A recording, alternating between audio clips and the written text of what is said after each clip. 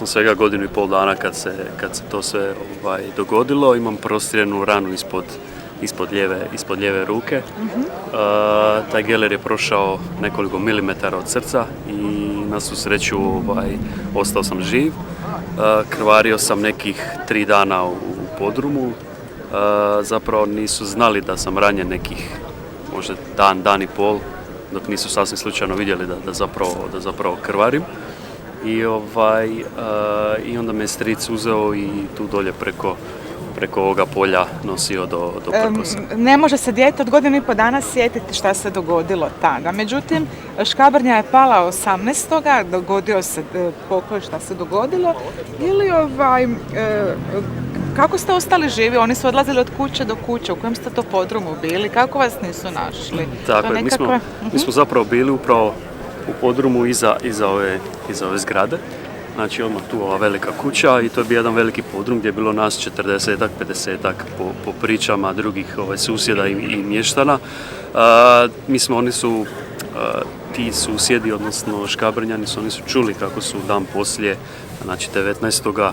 upravo na ovome mjestu tu, kako su četnici slavili taj svoj pokolj u tom svom pijanstvu i svom ludilu i kako su se zapravo veselili i pjevali te sve četničke pjesme i to je njima bilo strašno za slušati, s obzirom da su bili svega 10-ak metara udaljeni. Kako ih nisu našli jednostavno? Zato što sva sreća da ta kuća nije bila, ajmo reći, napravljena ni fasada, ni ništa, ona je bila onako malo, nije im bila toliko privlačna za pljačku, za ostale stvari i nisu tamo uopće ulazili. Znači čistom srećom, zapravo nikom zabludom. Što za vas, od kad ste krenuli da ste u mimohodu sjećanja, što to za vas znači?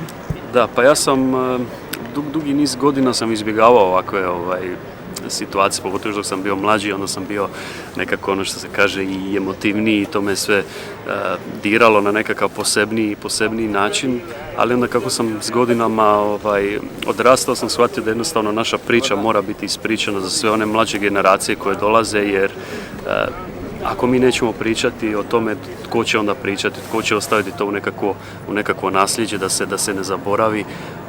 Tako da evo, kad god mogu tu dođem u kolonu sjećanja. Prošle godine sam bio u Vukovaru u koloni sjećanja, da i Vukovarcima i svim žrtvama Vukovara odam na takav način počasti i zasluge. Je vam netko još u obitelji smrtno stradao u toj cijeloj situaciji? Od tog udara granatu od koje sam ja i moja teta ranjena je bila i moja baka koja je nažalost u općoj bolnici Zadar od tih posljedica ranjavanja i preminula.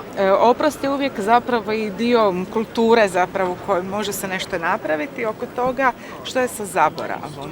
Imamo li taj nekakav priču o suživotu? Što vi možete reći kao žrtva, najmlađa žrtva? Kao žrtva mene najviše živcira taj nekakav politički narativ u kojem se kao šalje politička poruka pomirenja samo zbog politike.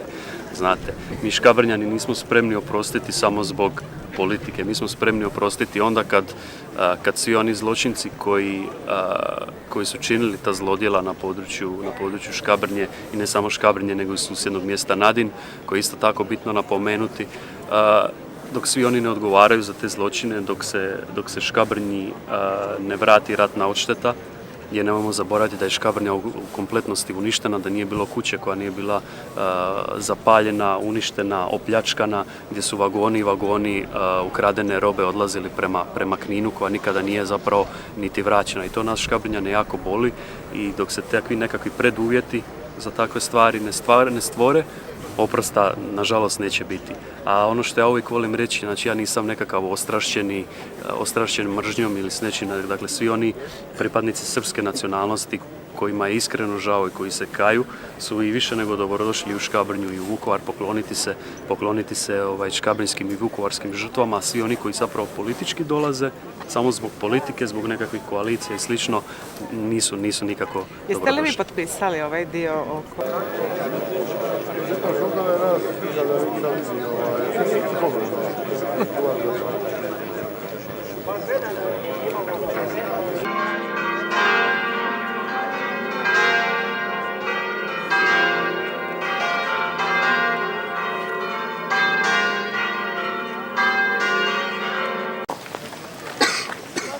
Molim. A ti sam?